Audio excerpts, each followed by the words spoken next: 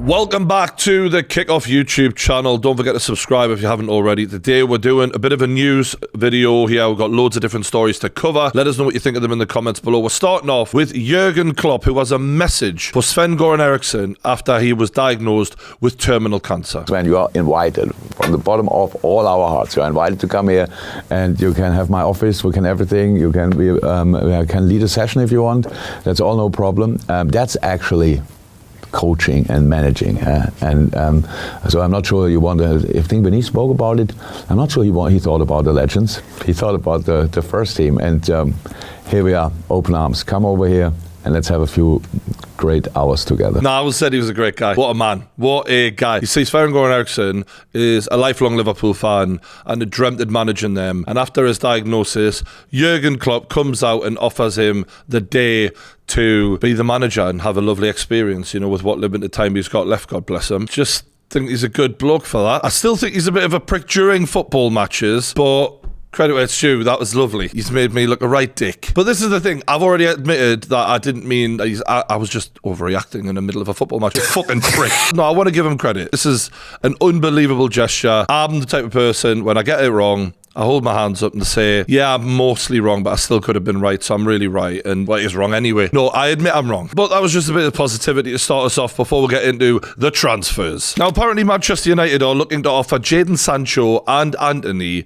to the Saudi Pro League clubs for around £50 million each. They must think the Saudi Arabian lot are really not switched on. This is mental. No one needs to pay a penny for Sancho because you're not going to play him anyway. You've ran the value of this player through the floor. You've mismanaged him horrendously. There is no way you're getting 50 million or even close to that for him, in my opinion. And Antony doesn't even have any talent to speak of anyway. Now, it's ironic because Miguel Almiron is being linked with a move to Saudi Arabia through the link that Newcastle have with the PIF fund, who co-own Newcastle and obviously a lot of these clubs. And people are up in arms about it right now, as if Newcastle are a part of some conspiracy. Meanwhile, Saudi took 3 Chelsea players, a couple of Liverpool players, a couple of Man City players. We've only sold 1 player to Saudi Arabia so far. And Man United think they can pull this shit. I would be shocked if that came off. Absolutely shocked. No one has any need to pay over the odds for Sancho, even as talented as a footballer as he can be, because Ten Hag has fucked it well and truly with him. You've shown you can't get on with him. There's no purpose for anyone to try and overpay because you don't want him in the first place. And Antony was just an absolute shambles of a buy. One of the worst buys in Premier League history, in fact. You know, at least with some of the other buys that have gone wrong, you can see what they were doing good beforehand and how they were worth it. God only knows how that ended up being a £90 million buy. So West Ham have approached Broja from Chelsea. Chelsea have quoted them around £50 million. And this is so Chelsea, because they're in the habit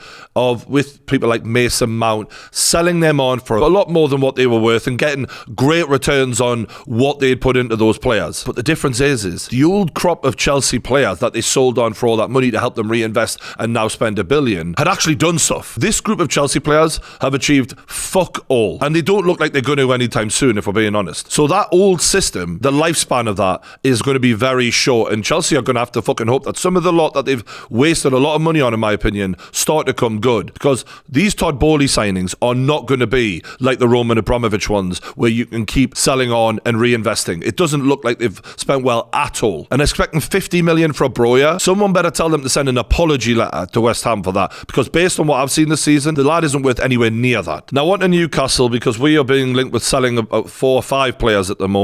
However, one player that we are being linked with bringing in is Morgan Gibbs White from Nottingham Forest. And for me, that would be one hell of a signing. When I've watched him this season, he is every bit a top 4 player and had an absolute unbelievable game against Newcastle. He's got the right attitude, he's got the ability, he's young, he's everything that I would want in a Newcastle signing. So I think that this would be a great signing. However, it looks like we're going to need Miguel Almiron to make that switch to Saudi Arabia at very minimum in order to fund this deal. And Miguel Almiron apparently is happy in Newcastle. Well, at least someone's happy is here. Because honestly, what I would give to swap him out and put Morgan Gibbs White in, I mean, this would be one hell of a deal for us if we could pull it off. You know what? I keep laughing about this Antony for 50 million thing. I'm like, literally, bro. Like, no one else is as stupid as you are. What are you thinking? Now, West Ham seem to be close to agreeing a loan deal for Calvin Phillips, heavily linked with Newcastle at the start of the window. They asked for quite an astronomical loan fee, which Newcastle said you can go and fuck fuck yourselves. You're quite rich enough for a start, but also we're penny pinching right now, as you all know, from FFP. So we weren't able to pay that. And this is a new thing now. There's new loan deals being like 5, 6, 7 million. That signs you a footballer from the Championship permanently. Even some Premier League players like Newcastle's, Lascelles, Fabian Shaw, they were 7 million put together. Now it's 7 million just to get him for a few months. And it's Calvin Phillips. Karim Benzema, fair enough, for a few months. You know, you're guaranteed goals out of that. So yeah, City were well taking the piss on that one. They've got interest from West Ham. They've got interest from Juventus. I think considering West Ham lost Declan Rice in the summer, if they were to sign him on a loan with a view to make it permanent, you're doing a good bit of business because you get to see how good he is. The lad sat on the bench for how long? Is the desire there? His match sharpness can't be there because he's barely kicked the ball in 2 years. I think that's a clever move to see where he's at, and also long term, he could be the perfect replacement for Declan Rice. All right, he's never going to be as good as Declan Rice, but in terms of a like for like, it's very hard to find those kind of players,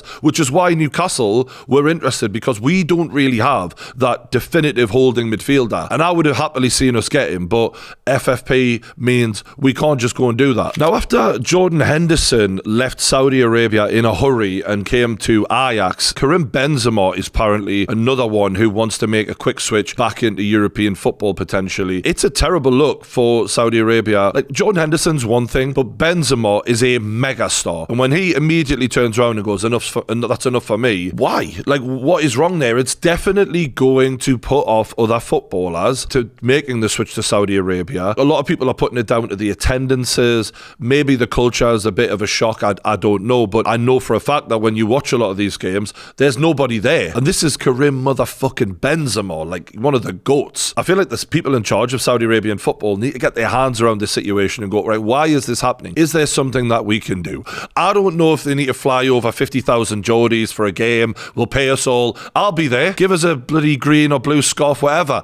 But I don't know if that's the reason. But for me, Benzema is an absolute talent that even at 36, with your likes of Arsenal struggling for a striker right now, he could be a difference maker over the next 5 months to take them to a title. I mean, he is that good. Maybe he could go to a Chelsea. He's a classic Chelsea signing, let's be real. They're still trying to win a cup, trying to turn their fortunes around. They're desperate for a striker, with Broya and Jackson both looking nowhere near good enough. Just to tide them over, that could be a good bit of business for them. Either way, Benzema is a steal for any club, in my opinion. But the reason he's leaving is more interesting even. So that's all for today. Don't forget to hit that like button and let us know that you enjoyed the video, because if you do, I will do a couple of more of these before the end of the January transfer window. Let us know what deals you want your clubs to make in the January transfer window and which one of these makes the most sense to you from this video. Thanks for watching. Hit that like button, subscribe to the Kickoff YouTube channel, and I'll see you on the next one.